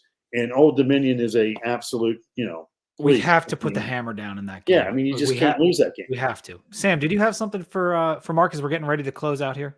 No, first off, thank you. Been amazing. Anytime. Love your work, and thanks for being such a ambassador of the brand for the ACC. My only real question for you is that we haven't covered, because we've covered a ton. Is there a game on the schedule this year that is a bit underrated that you're looking forward to watching? I'll give you one with Virginia Tech. I think, you can call me crazy. In fact, I brought this up last week on the show. I think Virginia Tech at Syracuse is a game that nobody's talking about because I'm excited about Fran Brown. I think he's going to do good stuff. We all know how crazy the Dome can be. And if everything goes right for Virginia Tech, and I think it's going to, before you get to Clemson, and everybody will circle November the 9th, here comes Clemson, Dabo. And again, whether the Tigers are great or okay, it won't matter. It's still Clemson. People will buzz about, man, Clemson's coming to Lane Stadium. We're undefeated. We're ranked in the top 10, yada, yada, yada. And the week before is at the Dome. To me, it's one of those kind of games that nobody's going to buzz about in August. Nobody's going to talk about it in September, but it kind of lurks. And it's kind of like for NC State, who I think is the other team, like Virginia Tech, they have a great year. All of a sudden, NC State at Georgia Tech, the game before the road trip to North Carolina to end the year, is the kind of game when the pressure starts to build in November and you're still in the hunt. Those are the kind of games where you just get the pucker factor, and you got to be careful. Just got to be careful. Absolutely. And, kind of something that we haven't talked about is the cross-country travel that some of these teams will be doing. After that Virginia Tech-Miami game, Virginia Tech travels to Stanford. Miami travels to Cal. That could be a really dangerous back-to-back loss scenario for either of those teams. That one probably knocks them out of the playoff, and two probably knocks them out of the ACC title game. So those trap games, the ACC is full of them this year. Yeah, and that's a good weekend. Even I would tell you, I would much rather play Stanford in that environment than Miami. And again, let's say Miami's legit. All right, they could be. And let's say they go to the Swamp and win, and let's say they beat Virginia Tech on a Friday night. Everybody in the country is going to be telling you about the U is back, and they may very well be. And then you get that trip to Cal, sleepy Berkeley, and, they're good enough. Ott's a really great player. Dangerous. Justin Wilcox is a good defensive coach, and everybody be high-fiving. Those are the kind of scary games that you got to be careful with. So I think the league's loaded with them. And, again, I think the journey is going to be awesome. And I can't wait to see what happens going into week one. Yeah, I wanted to give a shout out to Pete McGee, who submitted that question. The more or less the answer you gave about Louisville being one of your favorite ACC towns. He was just curious about, are there characteristics about Blacksburg, Tech's campus, that make it unique compared to other schools? Do you want to expand on that a little bit? Sure. I think the Hokie Stone separates it. I mean, it's such a beautiful campus, and I'm not just saying it because I'm doing this with you guys or I'm married to a Hokie, but I've always loved. It's an easy trip from Charlotte. It's a beautiful trip. When the leaves start to change and you go through that valley, you may get a little chilly and stuff, but man, it feels like football. It's such a beautiful campus. The military tradition and history, the architecture is great. To me, that's what it kind of separates Blacksburg from everybody else. I mean, the architecture, the stone, it's just a beautiful, beautiful setting. And the people are great. I mean, every time I've gone up there for tailgating or just to goof around or do a show, the people love the school, have a true passion for it. It's all legit. And to me, it's what makes Virginia Tech such a special place. So when they had the the road trip. You did not make the trip this year, right? Or were you No, there? the first 2 years I did, but I Yeah. wasn't assigned Virginia Tech this year. Well, yeah, and Taylor has taken on. There's been some shuffling, right? Because Kelsey Riggs has moved Right. up, and Taylor's now the host of the Huddle, and so Right. things are shifting around. And I'm sure you're had different responsibilities and everything, but we missed you this year, and hopefully you'll be back at some point during the Well, season if we're good again, enough. yeah. Well, it's I never know what the schedule is until like 6 days out, and I hope we can get back to Blacksburg to do the shows and the games. And like I said, I always have a great time there. It's such a cool place. It really is. And Virginia Tech needs to be good for the league. I mean, the league is different when Virginia Tech, Miami, Florida State, and Clemson, the great brands, are all really, really good. And so to me, Miami and Virginia Tech in particular have not kind of led up to that standard here of late. But I think they both have that opportunity in 24 to change all of it. Do you know much about the ACC baseball? We were kind of talking about baseball. We had a question here. Do you know anything about the scholarship limits and how they're adding these teams? Sam is a big baseball guy, and our one of our listeners here, Canes Cats and Heat 305. I think this is a Miami guy. Has he heard anything about the league setting an agreed scholarship limit between the teams for baseball? I don't know if that's I know they're kicking those ideas around all the time, and baseball really gets the short end of the stick. A lot of it's Title IX related as well, because you got to balance all that stuff out. And all this talk too about college football scholarships going to 105. How's that going to affect things? There's so much money in college athletics. It's a shame that we can't have more true full rides in baseball. And I love baseball, and the league is really, really good on top of that. So that stuff, again, is always over my pay grade when those folks have to come up and figure out what makes sense from a legal standpoint and from a fiscal standpoint. But I don't know if that's been finalized yet or not, but I know it's always being discussed. Yeah. And I do appreciate you one. This is Billy Ray Mitchell. This was a great pod. Thank you, Billy Ray. Thank you for all the commenters and for being here with us and Mark. And he really is what made this show so good. And I want to ask you, Mark, do you have anything you want to plug? As we're I know you're got the ACC PM logo right behind you. So that's an easy plug. But is there anything that's coming up that you guys got going on over there we should know about? We're just on the road. Like I said, Thursday we'll be at NC State. Friday we're at Georgia Tech. The Huddle will be in Atlanta as well, for both Clemson, Georgia, and the Georgia State, Georgia Tech game. The next week, I think we're in Clemson for Appalachian State, and the following week it's Maryland at Virginia. Then after that, it's 6-day notice, and they'll tell us where we're headed and all that kind of stuff. But ACC PM is weekdays, Monday through Friday from 4 to 7. There'll be a rotating co-host each and every day. Today was Luganville. Tuesday will be Taylor. Justin Walters will be Wednesday. We'll get the Huddle guys Thursday and Friday and all that stuff. So again, always something to talk about. We have great guests, and hopefully the ACC does well, so it makes life easy for us. Absolutely. Yeah. We always talk about with Tech, like our fans are so loyal and they support our show and so many other shows that are like ours in our Hokie Nation.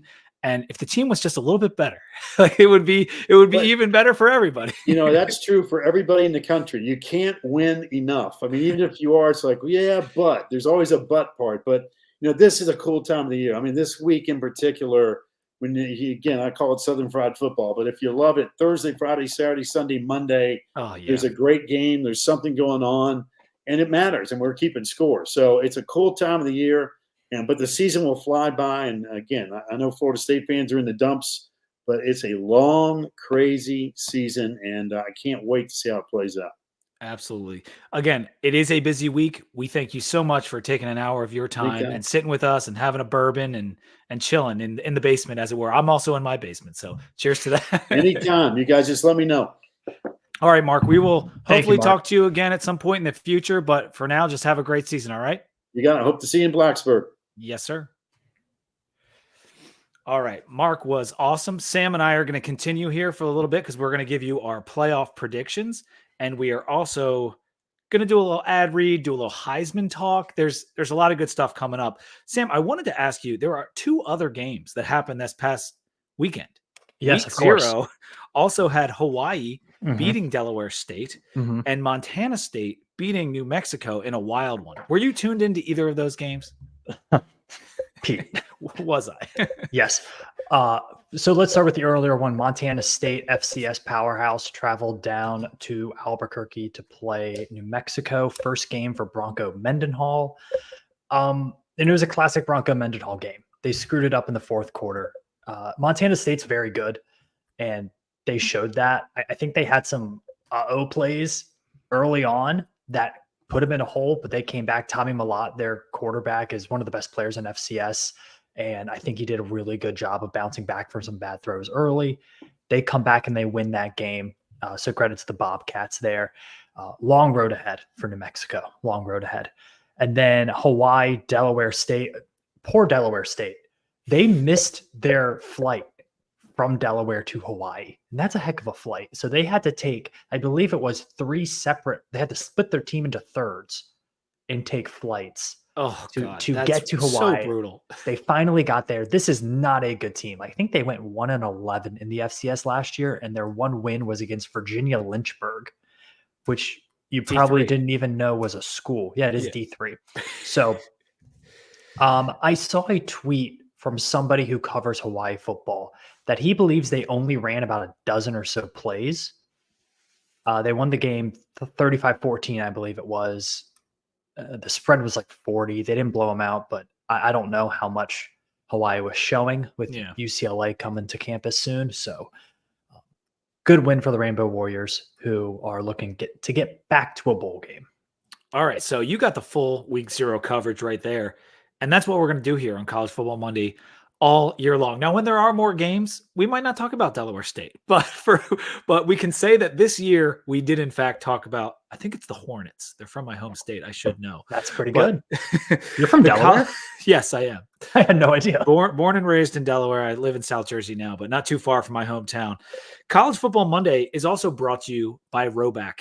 You guys know Roback. They just put out the new release. They've got the Lane Stadium. They got the TV logo. They got a TV logo hoodie and polo. And they're both awesome. I think Pat was modeling one of them in his Jack and Coke ad the other day. So make sure you're using our code 2DeepVT for 20% off your first order. Go to the site, load up your cart. They have the hoodies, the tees, quarter zip, shorts, joggers, things for the ladies, little dresses, and of course the polos with all kinds of designs in addition to Virginia Tech. And if you have 2 different colleges in your home, Roback might be able to hook you up. They got LSU, they got Ohio State, they got Alabama, they got Texas, all kinds of schools on there. So make sure you're using code 2DVT for 20% off your order. Roback, crave activity. It's now time for VT Corner, Sam, and we're going to talk a little about some camp notes, get into playoff predictions, all that good stuff. The captains for Virginia Tech were named as Drones, Cole Nelson, Sam Brumfield, Strong Felton, Caden Moore, and Peter Moore. The one that I noticed stuck out. What do you think it is? Felton? It was, Felton's a good guess. I don't know. Brumfield was the one that stuck out because he's only been here a short amount of time. And that's good. That seems to me, reading tea leaves, like that's a very good thing if he became a team captain, because he's going to be our starter at Mike. And it's important that he's good. So I'm glad that he's showing leadership signs. Another interesting note I saw was Davy is playing scout team quarterback. Does Davy remind you of the quarterback we're about to play in size and skill? Exact same player. I think it's going to be really important for Virginia Tech to understand that. I almost think it's good that they don't know a ton about what this Vanderbilt offense will look like, because Diego Pavia isn't a player that plays within an offense. He cannot be constrained by an offensive coordinator. He plays his own game. And so I think sometimes as defenders, you can almost try to predict what the offense is going to do. And you get into this game of chess in your head when the other player isn't playing chess. Like they're just out here moving pieces around a board. I think it is going to be very good for Virginia Tech to be used to going up against mobile quarterbacks and to play with a little bit more instinct and play with a little more not trying to predict what's going to happen next, right? Not getting so caught in their head. I think that'll be good for Tech. Yeah. Strong and Jalen Jones look like the nickels when needed. And that's something we talked about with Jalen Jones's versatility, being able to play safety, being able to maybe pop in and play a corner and then even play the nickel. And so Dorian Strong, we knew was probably going to be called on at times to play nickel, but we're also seeing Jalen Jones's name there. There's a couple other notes I had, and this is kind of with regard to just the starters. And we got a definitive answer that Colin Schley is QB2.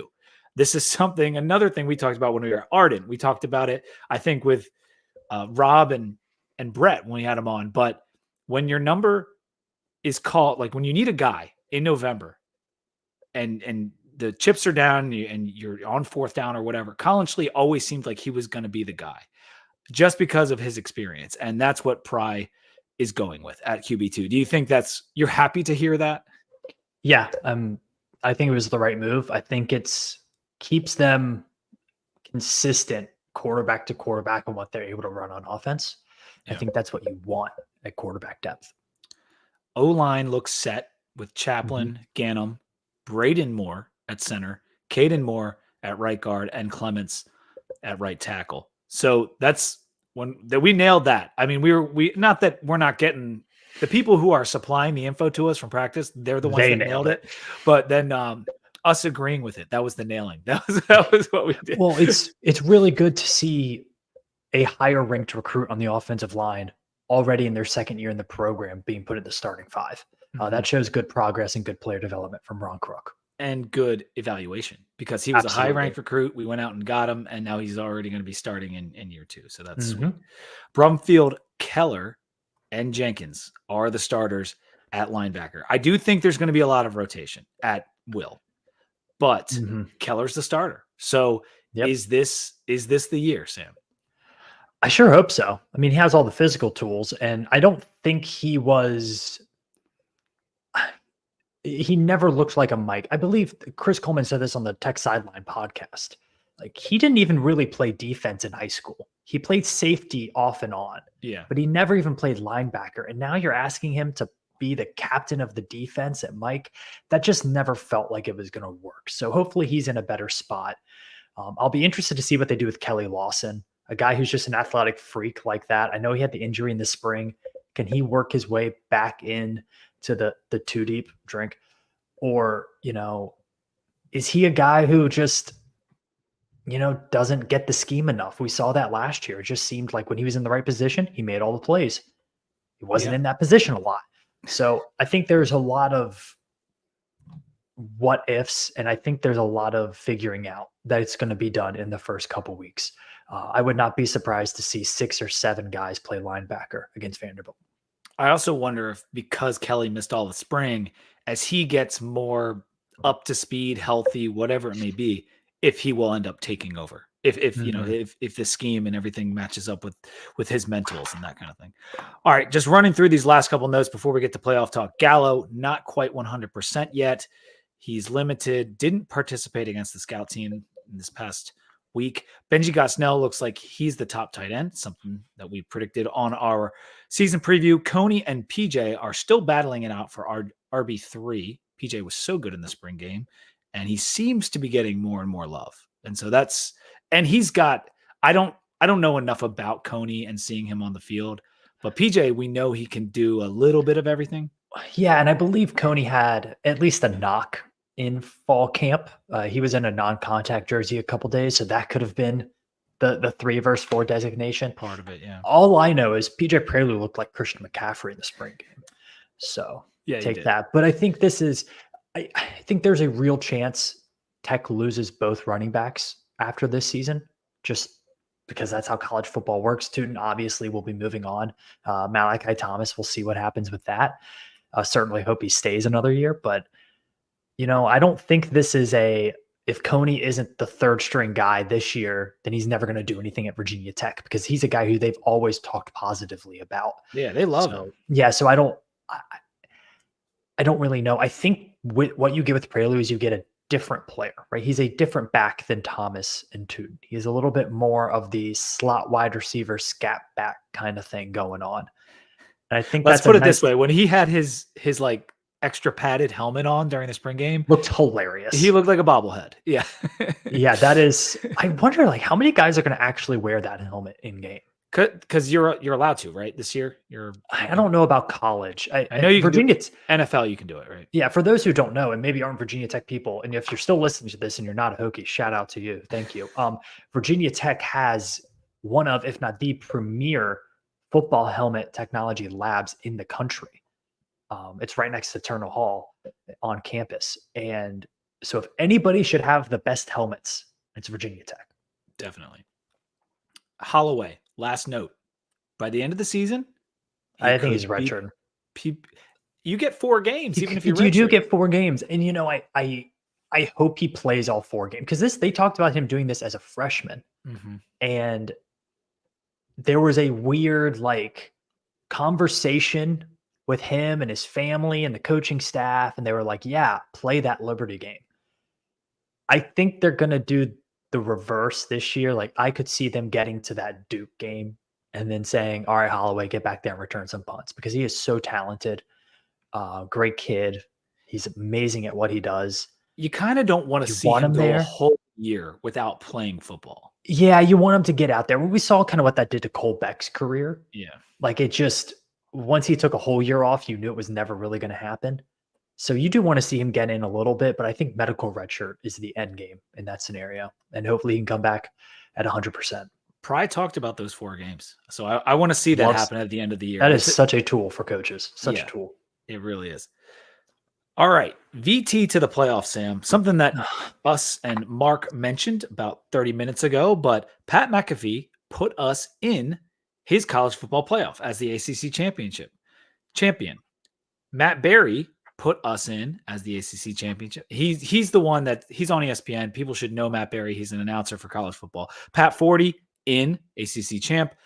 McMurphy in as a 10 seed with Miami as the ACC champ. Trevor Sikkema over at PFF in as the ACC champ. So there's a lot of national people and perspectives that are putting us in the playoff. And that is going to bring me, Sam, to our predictions. And I'll put mine on the screen first because we both have them and we've got a couple of graphics here. And we're going to go through our logic and kind of explain them. And I'll start with mine. All right. So I organized them by conference. I did not go by seed because I think that's kind of pointless. I just kind of wanted to get the teams that I thought were in. And they're kind of done by hierarchy and kind of not. But either way, SEC, I have Georgia, Texas, Alabama, Mizzou, and Ole Miss. Big Ten, I have Ohio State, Oregon, and Penn State. ACC, I have 2 teams in. I have Clemson as my likely ACC champ and Miami as getting in as an at-large. I have Utah in the Big 12, and I have Boise in the G5. So the hardest part about this was determining how many SEC and Big Ten teams you're putting in. Because as an ACC fan, I wanted to put 2 in, but I also think it's the most likely scenario to get 2 ACC teams in. It obviously depends on how the season plays out.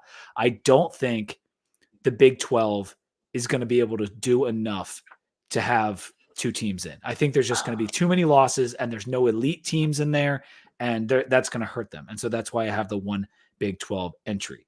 I'll show yours before we kind of have a discussion about the SEC and the last team that we both chose to be in. These are Sam's playoff picks. He has 4 of the same ones in the SEC: Georgia, Texas, Bama, and Ole Miss, but he has Oklahoma in instead of Missouri, which is what I had. We both have Ohio State, Oregon, and Penn State. In the ACC, Sam has Clemson and Virginia Tech in there in the playoff. He has Utah, same as me, as the Big 12 champion in, and he has Boise as the G5 representative. Okay. What's one thing that sticks out from this? So the 2 of us combined, there is one particular team that is missing from both. They're not in a conference. Notre Dame. I don't think Notre Dame's making it. Have you seen their depth chart for the Texas A&M game? It's not looking pretty. Their offensive line might be an issue. Mm-hmm. It might be an issue. Riley Leonard has had 3 good games as a college quarterback. I don't know about Notre Dame, to be honest with you. Defense will be very good though, and their schedule's a bit softer than normal. I don't know if this is my 12 right now. I'm so undecided. I think hard to do, man. Out of the SEC, I feel confident about Georgia. I feel confident about Ole Miss. I if I could do this over, I think the winner of Texas A&M Oklahoma probably gets in. I think that's going to be the Texas Oklahoma or Texas A&M Oklahoma? Would you say? no, Texas A&M Oklahoma. Oh, okay. I think the Aggies get in. Wow. Depending on that result, you're saying. So you're already scrapping this? You're hearing my brain churn right now, Pete. I'm not kidding. I have until Friday night. Listen. This is as of today. Big Ten is set. I asked Sam today, and so we both had the same picks from the Big Ten. So let's go to the other big omission from both of our things, and that would be Michigan.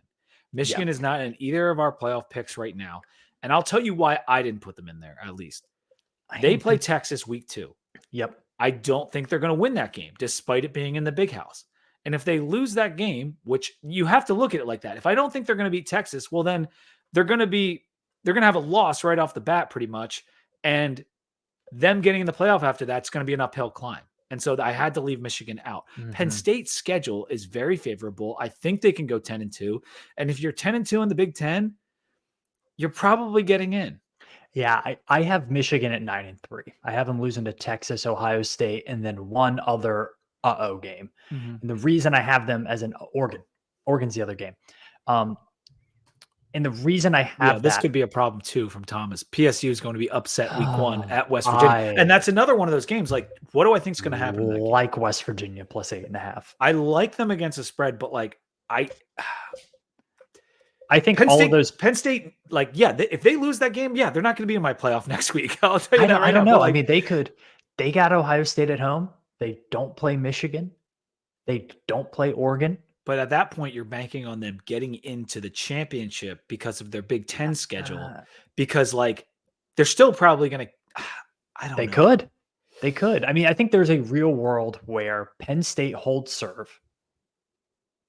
Ohio State loses to Oregon on the road, but then beats them in Indianapolis. And Michigan loses to Ohio State, Oregon, and Texas. And that's your Big Ten. Like, I don't really see a path for a fourth Big Ten team unless Michigan beats Texas. And I don't see Michigan beating Texas with Alex Orji at quarterback. You need former Hokie commit Alex Orji. That is correct.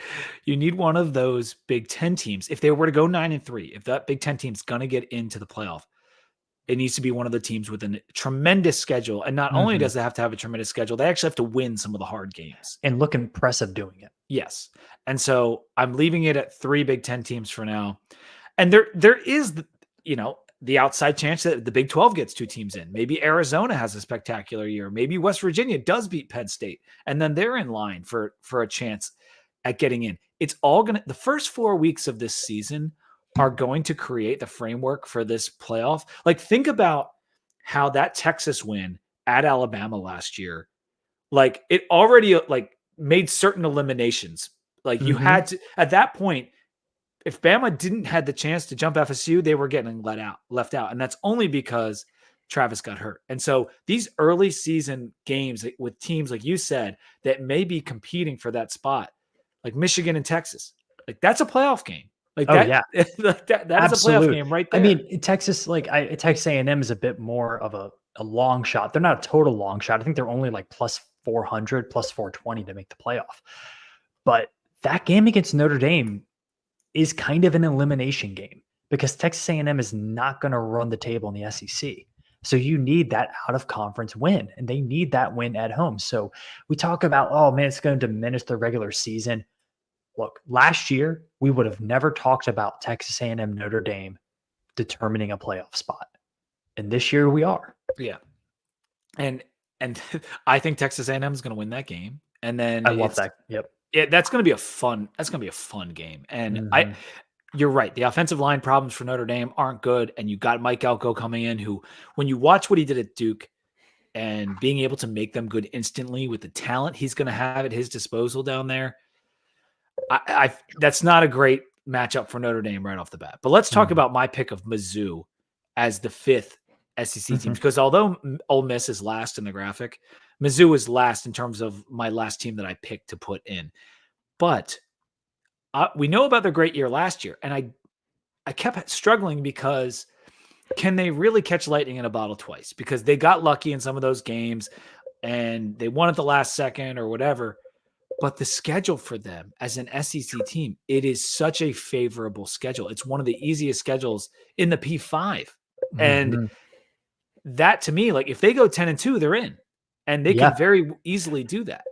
Yeah, I mean, the reason I don't have Missouri in there is because they won so many close games with a great kicker that they no longer have. They also lost a lot on defense. Now, they are one of the programs that somewhat quietly has been crushing the NIL and transfer portal and recruiting over the last 2, even 3 years. They've been absolutely crushing it. It would not surprise me if they got to 10-2 and made this playoff. I don't have them in there because I like some of the other SEC teams that are right behind them a little bit more. I like Oklahoma and Texas A&M a little bit more, but it would not surprise me. They're going to put up points. They're going to play physical, and that's one of the tougher home field environments in the SEC. All right. We spent enough time talking about SEC and Big Ten. Let's talk about the ACC. I have Clemson. I think they're going to end up winning the title of the ACC. Do I think they're going to win week 1? No, I do not. I think they're going to lose to Georgia, but they will recover and they'll learn from that game. And when it comes down to it, even if Tech beats them at home, which I really like our odds of beating Clemson, that could end up being their only conference loss because of what I just saw out of Florida State.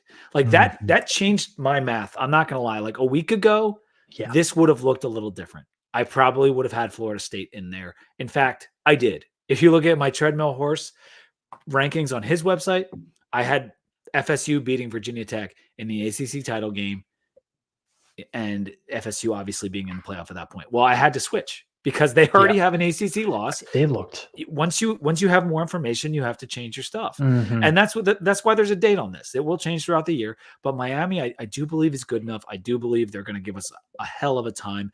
They don't play Clemson during the regular season. I think there's the potential that they could take the loss to Clemson in the ACC title game and still get in. I also think that they could get left out of the ACC title game if we were to potentially have the head-to-head and then lose to Clemson and then let Miami get in that way. But this is my pick for now because they don't play in the regular season and it allows for them both to maximize wins. I think the winner of the ACC will get the 4 seed. The loser of the ACC title game will get the 11 seed. And I think it's going to be some combo of teams. I like Clemson in a 1-game scenario. I like Dabo. I like that defensive front. I have Virginia Tech making it there because I don't trust even if I have Virginia Tech losing to Miami in that head-to-head, I don't trust Miami throughout the season. Cam Ward is really good. Cam Ward has really bad games. And I don't trust them on a week-to-week basis. I don't trust NC State on a week-to-week basis. People are saying how easy their schedule is. They have tough games on their schedule. I mean, they could lose that Tennessee game and then what is Georgia Tech end of the season? What are they really going to – if they lose to Tennessee, they're not making the playoff. Like that it's just not going to happen. They don't have that margin for error with this team. And I mean, but I hope they win the game for the sake of our conference. Yeah, exactly. And I just think Virginia Tech is like primed for it, you know, even if they're 10-2, 10-3, I think it could happen because I think there will be more teams in the SEC in the 8-9 win range than you think. And I don't think 8-4 is getting in. No. And I think 9-3 I think there's going to be like 1, maybe 2 9-win teams in this playoff if there's an upset. Yeah. And I don't see people apparently that makes balloons. I don't know. People are talking like the SEC is going to have like 6 teams in there. It doesn't mathematically work. I mean, how are you going to These teams have to lose. You also have to keep in mind that, the SEC has 16 teams as opposed to the Big Ten, which has 18, and the ACC, which has 17. And the reason I bring up the numbers is because if the SEC gets 5, like both of us are projecting, I think that is an absolute max. I think there's a world where they could get 4 because if Michigan beats Texas, maybe Texas gets left out and Michigan's in, and that's 4-4. And so like getting 6 in means more than a third of the SEC would be in the playoff. And that is preposterous. I'm not saying the committee isn't a bunch of scumbags and that could absolutely happen, but I just think it's very, very unlikely. And I think 5 is the max for the SEC, at least in my opinion for right now. Let's talk about the Big 12 real quick.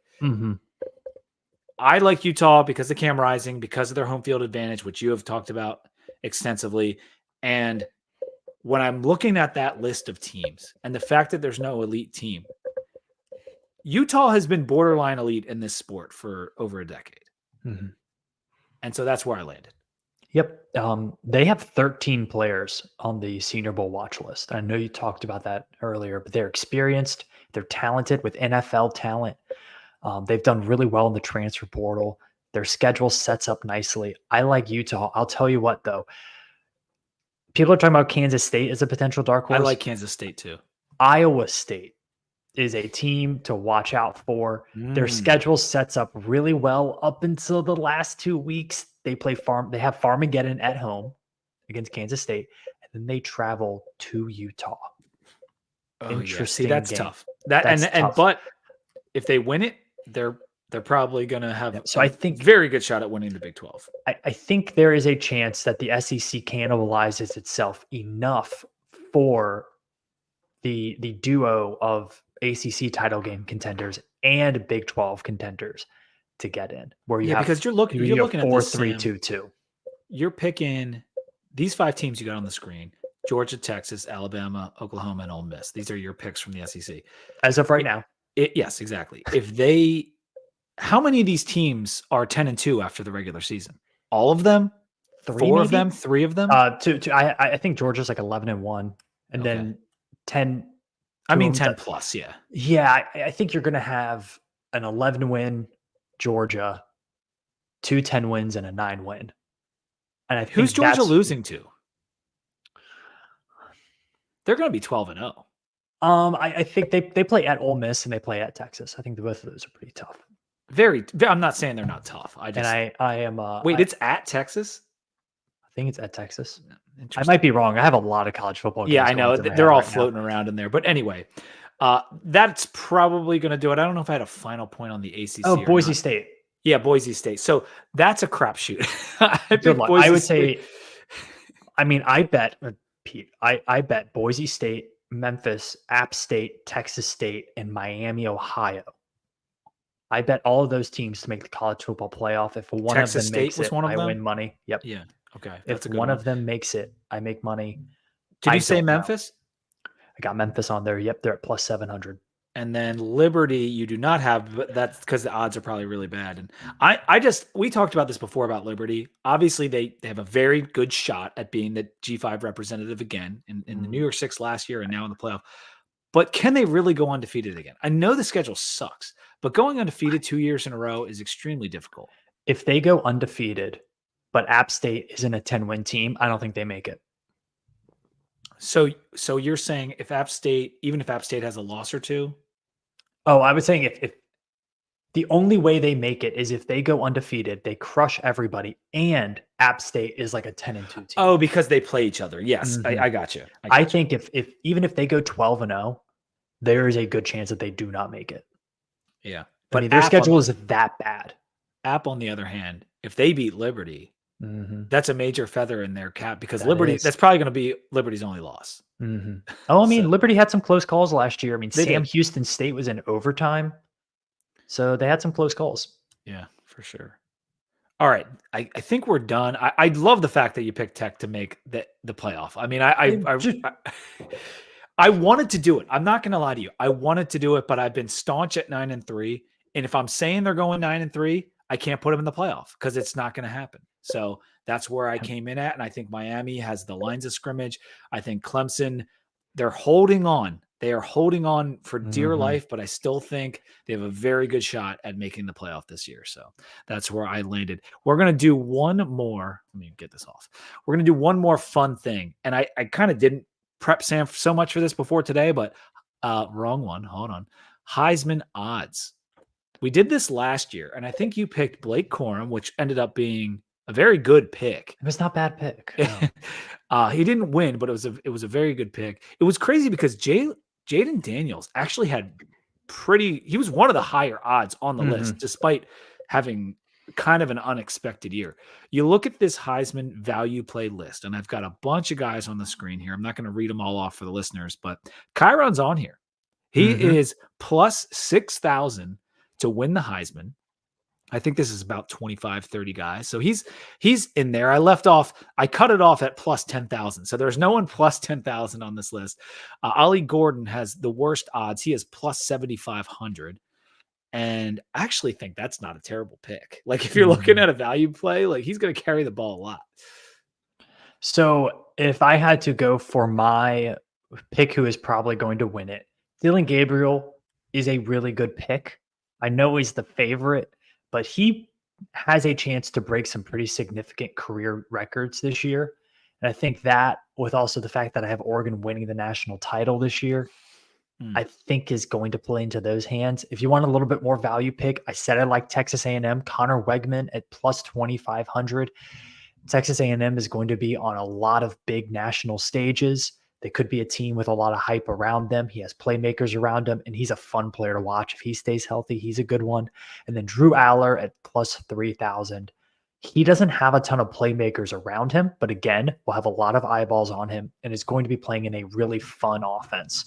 So those are my three guys that I would maybe sprinkle something on. Jackson Arnold, I like him, but I think Oklahoma might be a little more defensive this year than we're used to. And that's basically it. You're not picking a Travis Hunter. Like that seems too far-fetched. I don't think the teams on the right. I mean, the only team from the right-hand side of what we're looking at, I think Cam Rising and Brady Cook, maybe. Yeah. And they're at the very top of the list. Yeah. And I don't think. What about Fafita? That intrigues me a little bit. I don't think Arizona will be good enough, but he's going to put up numbers with that wide receiver he's got, McMillan, and I don't know how the coaching change is going to affect him, and I worry about that. But I think that he will put up some serious numbers. And KJ Jefferson, I think, is going to put up numbers too. But it's UCF. Like I'm not trying to be dismissive of UCF, but I can't imagine they win 9 games. And where does that leave him in terms of? I think you have to win 9+ games and have the numbers. Yeah. And I don't know if Arizona can get to 9 wins this year. I kind of like Milroe as that's a really good one. A value play here. It's only plus 1,400, but I think it's the same odds as Cam Ward. And if you're asking me which one of those I'd rather have, I think I'm going Milroe. Yep. Avery Johnson's an interesting one. I don't know if he'll put up the stats. I think he's like Jackson Arnold has a lot more potential to put up the stats, and you get plus 3,000. So I think I like him as well. Cam Rising, to me, if you're going to that right side of the list, Utah is probably going to be in some. I know they tend to play more defensive football, but I think they're going to score a lot of points. I think he's going to put up numbers, and they were just dying for some good quarterback play last year. And so, yeah, we already talked about Kyron on our previous show, the season preview, about him potentially winning the Heisman. We don't think statistically he'll be able to keep up because of the style of play we're gonna play. I mean, at Virginia Tech, I just don't think he can put up the numbers, but man, I hope he does. That would be sick. Jackson Dart, another one that he's plus 1,400. Do you want to just name everyone on the list? I know. Now I'm just using this as an excuse to keep talking. I truly believe Nico Iamaleava is super talented, and that offense is going to put up a ton of numbers, and he has great weapons. Sure. Yeah. I'm not naming Wegman. I'm not naming Garrett Nussmeier. I'm not naming Jalen Daniels because I don't think he's healthy again. I'm not naming Riley Leonard. I don't think he's going to be able to. I don't know what we're going to get out of Riley Leonard at Notre Dame. The only non-quarterback on here I could see with a real chance is if a guy like Luther Burden just goes nuclear. Yeah. I could see that combo of Brady Cook, Luther Burden running the SEC. I could see. You need like 2,000 yards though. It could get it. It's not unheard of. I mean, like it's not terrible. Or one of the guys at Ohio State, like Travion Henderson, if he goes off, that's an option. And I'm not naming Aller either, although I did have Penn State in my playoff. I'll pick one guy, you pick one guy, and then we'll leave it there. I'll go with, it's either Jackson Dart or Milroe.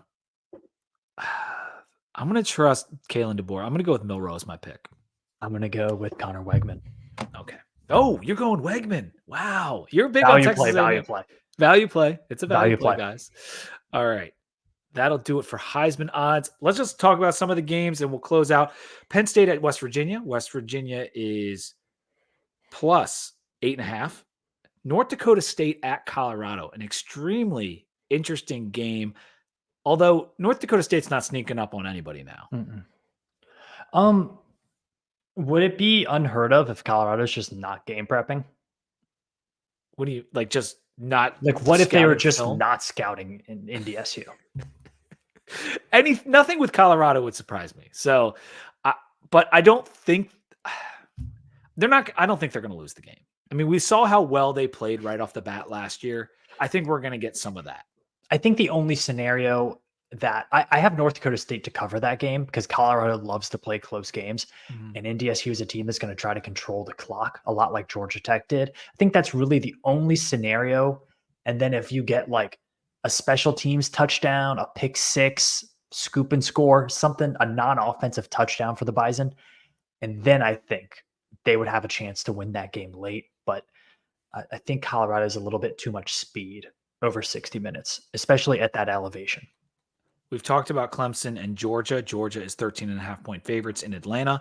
Miami at Florida. Miami, a slim favorite in the Swamp. That game is making me more and more nervous. If I'm a Miami fan, I'm a little terrified because you look at Mertz's numbers from last year, they're not too shabby. I gotta say, which team is going to actually put it all together? That's the question. I like Miami in that matchup because I trust their ability to run the ball more than Florida's. I like Damian Martinez. I think people forget how good he is. I think Miami will win. Notre Dame at Texas A&M. Texas A&M 3-point favorites at Kyle Field. We've already talked a bunch about it. I don't know if Texas A&M will cover because that could be a weird game and it might push, but like I think Texas A&M is going to win the game. I have them at +1.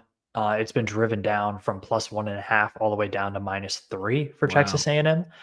I think Notre Dame's going to struggle to score. Yeah, it's going to be a crazy environment. LSU against USC in the Raiders Stadium in Las Vegas. That's going to be a scene. LSU 4.5-point favorites in a neutral site. I like LSU, but people have been writing USC off so much that I'm just wondering, are they going to come out and do, because LSU had problems on defense last year. And if it's one thing Lincoln Riley knows, it's offense. And he might be able to score a bunch of points on LSU. I mean, like 38-35 feels pretty reasonable for that game. Yep. Who knows? And in the shootouts, take the points, right? That's what you want to do. GT and Florida State both in action again this week. We talked about that with Packer. That's a tough turnaround, man. So we'll see what happens with Florida State against BC. I think Georgia Tech is playing Georgia State, so that should, like, Georgia State lost their coach. Like, they lost everything recently. I mean, they lost their coach. Was there any other games I missed? They lost their keys. They lost everything. The only other game I would really point to is, I mean, there's lots of games. The ones that are important. Penn State, West Virginia. That's a regional rivalry game. Is that week 2? That's week 1. No, I said that first, and maybe I glossed over too. Sorry. No, go ahead. That's an interesting game. It's a hornet's nest, man. So Penn State's favored by 8.5. New offense for them. West Virginia is a team that won a lot of these games that they were like, how'd they win that game last year? That's a tough place to play.